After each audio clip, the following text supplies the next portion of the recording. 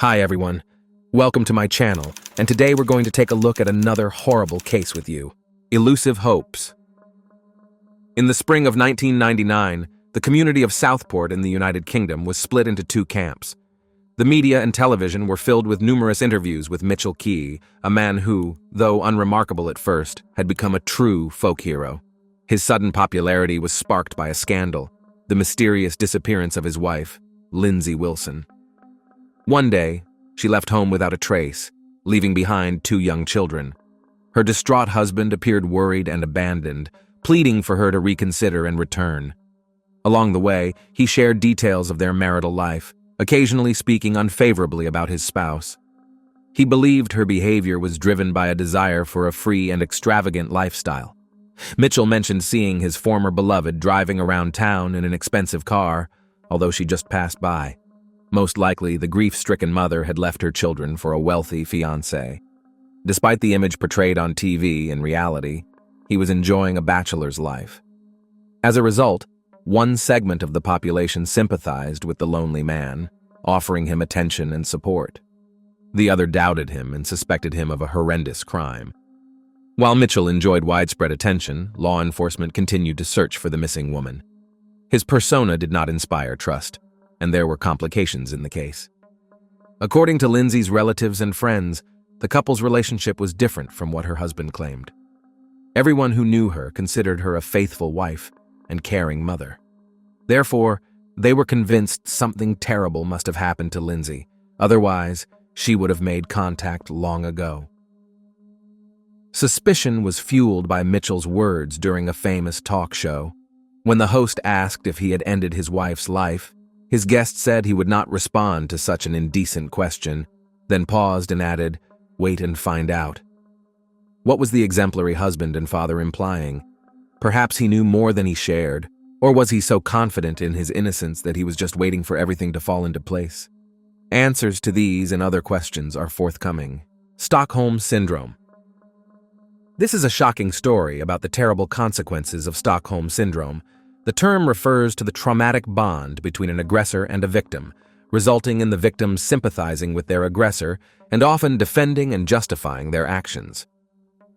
A decade ago, this phenomenon was examined through the lens of the relationship between a criminal and a hostage. However, today it has become widely recognized in the context of domestic relationships, explaining the behavior of a spouse enduring physical and emotional abuse from their partner. Typically, the wife adopts the role of the victim, and the husband the tyrant. In most cases, domestic Stockholm Syndrome arises among individuals with a sacrificial mindset, attracting narcissistic characters whom they wish to heal and empower. And to ensure their tormentors do not feel alone, they are ready to share their pain. Let's not delve too deeply into psychology. The essence remains the same. Often, those who become victims of abuse are kind-hearted and empathetic people. Lindsay Wilson was one of them, a young woman who wanted to love and be loved. Her primary mistake was that she failed to recognize the object of her adoration in time. And as time passed, she struggled to escape from their codependent relationship. Lindsay's story. At 17, Lindsay discovered she was pregnant. Raised in a caring, large family, she hadn't imagined becoming a mother so early. She wasn't unprepared emotionally, but the fact that her boyfriend, with whom she'd been since she was 13, fled as soon as he learned about the impending fatherhood both upset and scared her. Lindsay knew all too well the physical and financial demands of motherhood. The Wilson family, though loving and close-knit, had often faced financial challenges. To provide for their children, her parents worked tirelessly.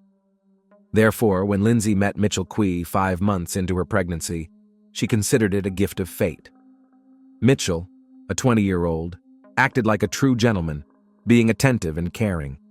Most importantly, her delicate condition did not deter him. Mitchell assured her he had fallen in love with Lindsay at first sight and wanted to spend his life with her and raise the child as his own. At that time, he was earning well and even started working extra hours so his beloved would want for nothing. The young couple's parents were shocked when they announced their decision to marry. They felt the 5-week-old relationship hadn't withstood the test of time and circumstances, and thus couldn't genuinely celebrate for them. The only thing Lindsay's relatives noted was that her former cheerfulness and good health had returned. At the same time, the new boyfriend seemed overly sweet to them, even cloyingly polite. Ultimately, no one interfered with their marriage, keeping their doubts to themselves. Red flag. The wedding took place in August 1995 within a close family circle. The majority of the guests were from the bride's side. The groom's side was represented by no more than 5 people: his parents, a brother, and 2 friends. During the celebration, Lindsay was ecstatic, believing she had won the lottery in life. However, the uneasy premonitions of Lindsay's relatives grew heavier when, by the end of the evening, the newlyweds had a dispute. The conflict unfolded before everyone's eyes. Something displeased Mitchell, and he started to shout loudly. It was unlikely that the reason was significant or appropriate for such a reaction. During the argument, he grabbed his new wife by the hand and started shaking her, which looked more than odd and threatening. Lindsay tried to calm him down. When the emotions subsided, the man apologized to everyone and later made light of the incident, emphasizing that it was just nerves due to the holiday bustle. At that moment, the girl did not give due attention to the situation and quickly forgot about it. However, in reality, it became one of the red flags in their toxic relationship. Diligent specialist. On February 5, 1999, a social worker officially reported Lindsay Quaye missing, expressing concern over being unable to reach her client. Lindsay had sought psychological support in a short period of their life together due to recurring incidents of domestic violence, and had bravely reported the situation at home. After her disclosure, the social worker had been monitoring the young family. She informed the police that she had been unable to contact Mrs. Quaye for several weeks. Every time she visited the home, Lindsay's husband would answer the door, and he was also the first to answer any phone calls. The dedicated worker mentioned that she repeatedly asked to speak directly to Lindsay, but received evasive excuses. During her visits, she consistently left her contact details, yet Lindsay never called back.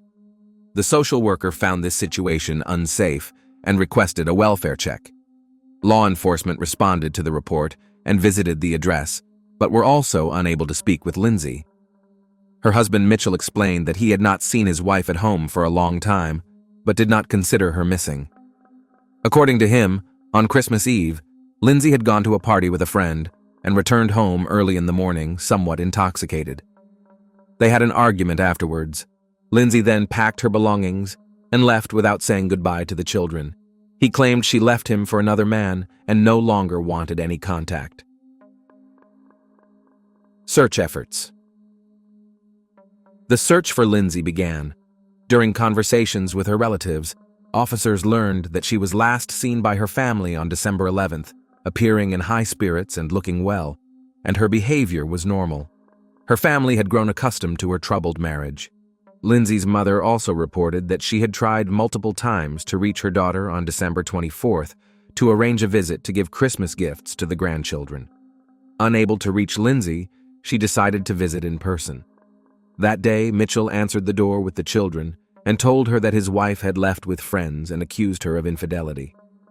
However, Mrs. Wilson had long learned to take her son-in-law's words with a grain of salt. After giving the gifts to the children, she left. Detectives found it strange that no one had been concerned about the young woman's well-being for 2 months. However, there was an explanation. Everyone knew that Mitchell restricted his wife's interactions with the outside world, even with close relatives. They had previously experienced difficulty communicating with her.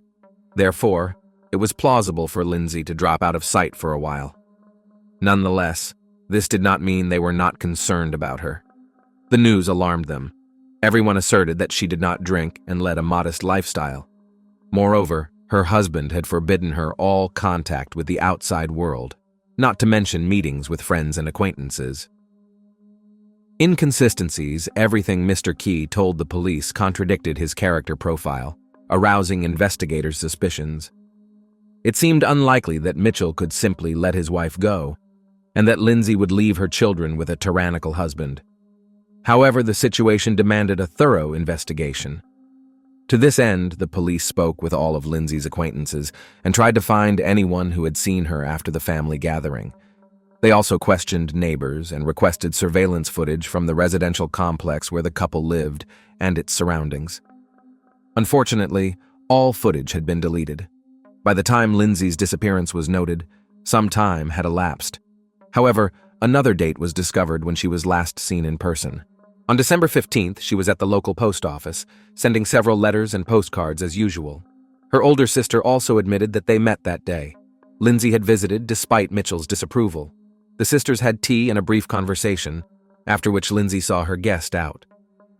On the way, she slipped a note into her sister's hand and asked her to read it later. The sister put the note in her purse and, in the whirlwind of days, forgot about it. Regrettably, the older sister couldn't find it later, and its contents remain unknown. After that day, no one saw Lindsay again. Over several months, investigators tried to cling to any information. They began to suspect that she was no longer alive, as she had not been in contact for so long. They couldn't charge Mitchell without sufficient grounds and evidence. However, the more they learned about the couple's life history, the stronger their suspicions grew. Marriage.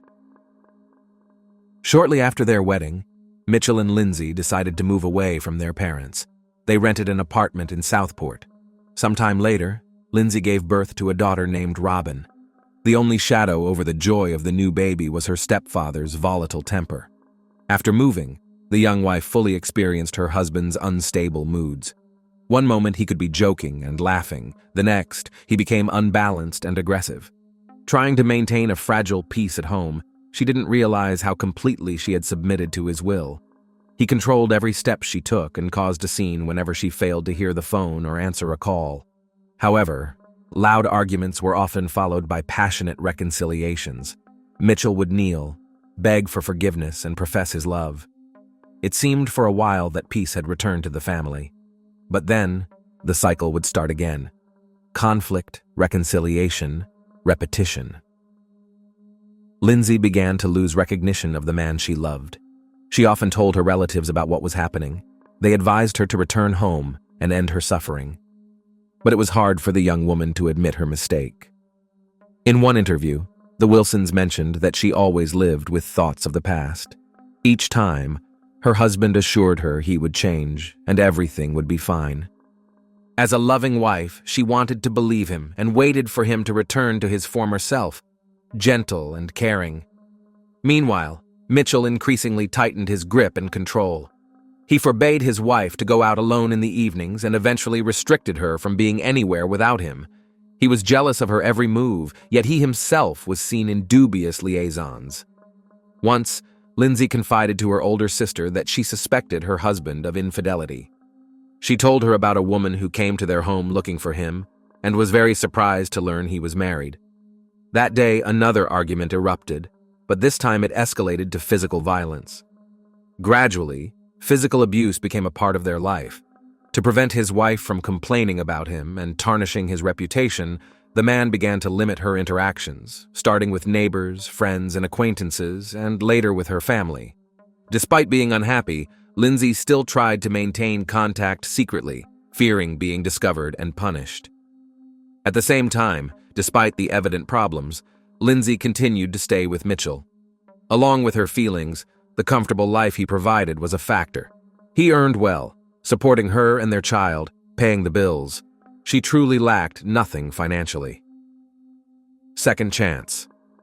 The era of living in a gilded cage came to an end for Mrs. Quaye when she found out she was pregnant again. At that moment, she was certain she no longer wanted more children. It's only fair to note that Mitchell was good to his stepdaughter, even loving her. However, Lindsay deemed the current circumstances unfavorable for bringing another child into the world and decided to terminate the pregnancy.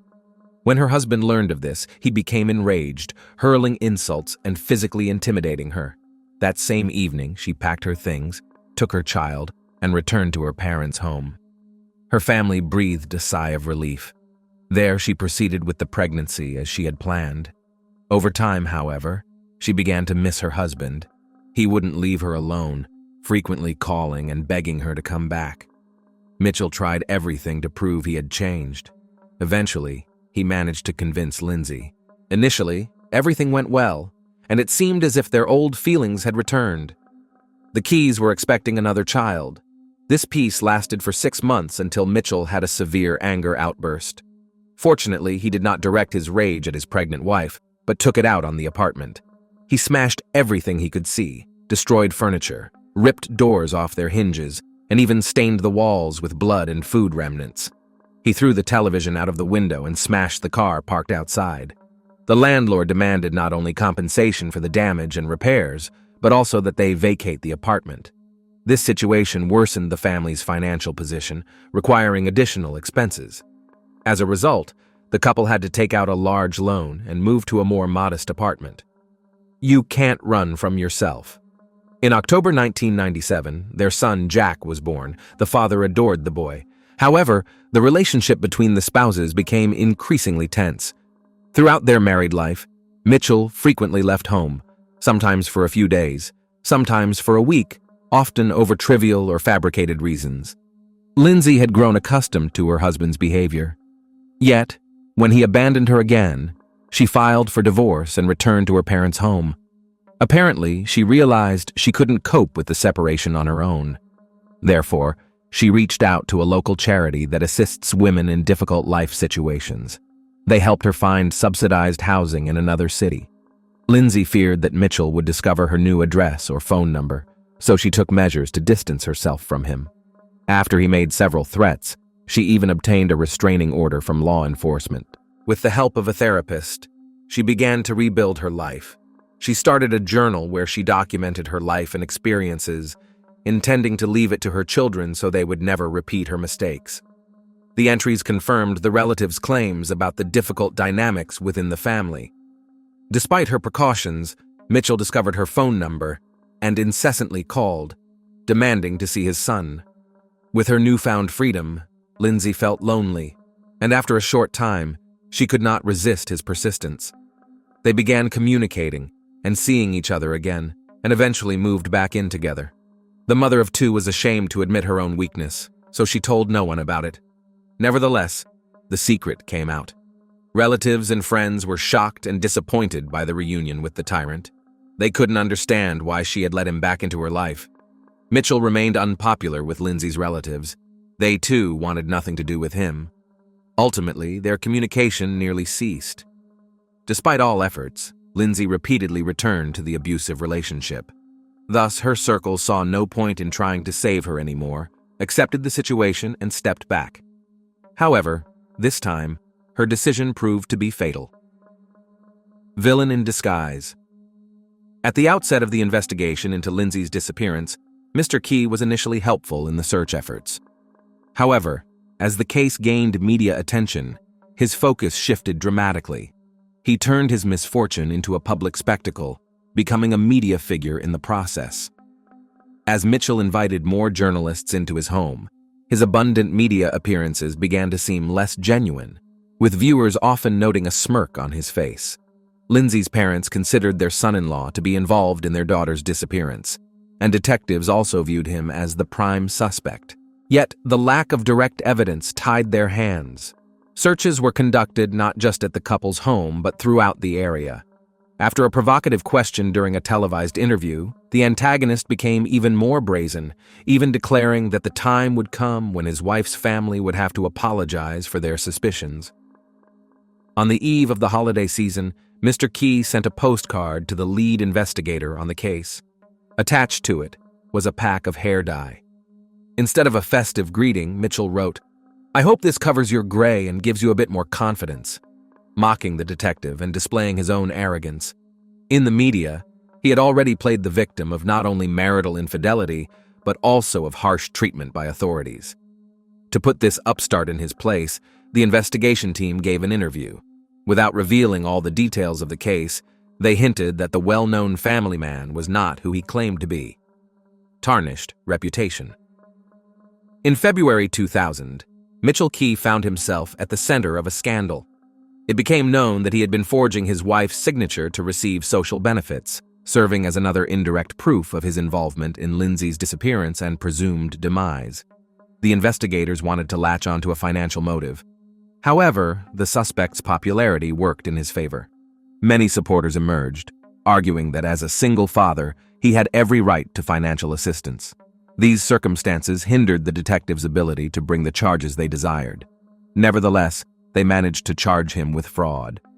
Mr. Quaye was brought to court for the benefit fraud and was found guilty, sentenced to a month of community service. This time, Mitchell couldn't walk away unscathed. The forgery of his missing wife's signature appeared more than suspicious. The number of angry comments increased. Eventually, the man's patience snapped and he began lashing out, blaming the media for intruding into his personal life. A new beginning. The case of Lindsay Quaye's disappearance might have remained unsolved had it not been for a clue discovered by chance. On June 1st, 2000, a park-goer noticed his dog acting strangely near the roller coaster at a city amusement park. The animal uncovered human remains. Specialists were called to the scene, and the remains were sent for forensic examination, which revealed that they were parts of a female torso. Genetic testing confirmed they belonged to Lindsay Quaye, who had been missing for a long time. This breakthrough revitalized the investigation, making it clear that Lindsay had been the victim of a brutal crime. The focus now was to find the perpetrator. On June 7th, Mitchell was brought in for questioning. The detectives were determined, and after more than 36 hours of intermittent interrogation, the suspect broke down under the pressure and confessed. Dismemberment murder. On December 15, 1998, after meeting with her sister, Lindsay informed her husband that she wanted a divorce. This time, she was resolute. According to Quaye, this news infuriated him, leading him to attack and strangle her. The incident occurred in front of their children. He then hid her lifeless body in their bedroom, stuffing the gap under the door to mask any odors. Realizing he couldn't dispose of the body alone, he enlisted the help of his brother Elliot, a butcher who he thought could assist. Elliot was initially hesitant, but was eventually persuaded by Mitchell. While the children played in the next room, they dismembered Lindsay's body and later dispersed her remains across the city. During his confession, the murderer expressed no remorse or empathy. Instead, he seemed proud of his actions, stating that without his confession, they would never have proven his guilt. The next day, he led them to the other locations where he had hidden her limbs. Sadly, her head and one hand were never recovered. The forensic comparison confirmed that the remains were indeed Lindsay's. There was no doubt about Mitchell's guilt. The final judgment. The trial of the Quaye brothers took place in January 2001. The court proceedings were swift and straightforward.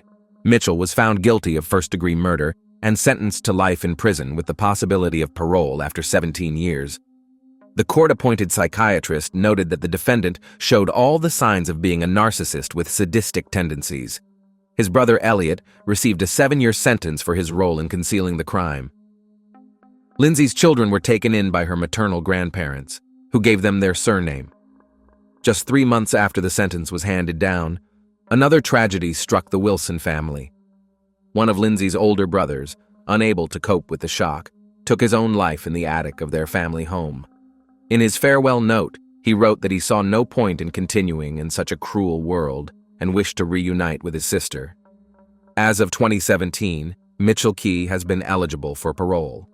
However, as of January 2023, his lawyers have been denied 3 times. The Wilsons, including the children, are concerned that the murderer might eventually be released. Consequently, they have started a petition urging that he remain incarcerated. As long as the voices of the victim's family are considered, the criminal will continue to serve his sentence. Regardless, no punishment can bring Lindsay back. In an interview, Mr. Wilson mentioned hearing rumors that his former relative had attempted to end his life. He added that he sincerely hopes the murderer will try again and succeed this time. Experience shows that most women with domestic Stockholm syndrome try to adapt to their abusers throughout their lives. Even when their families come to their aid, they continue to act against their own best interests. In such cases, only deep self-reflection and psychotherapy can help. If the victim does not come to realize the recklessness of their actions, the end of the relationship will be dire. Thanks for watching, guys. Subscribe to my channel. There are many shocking stories ahead of you.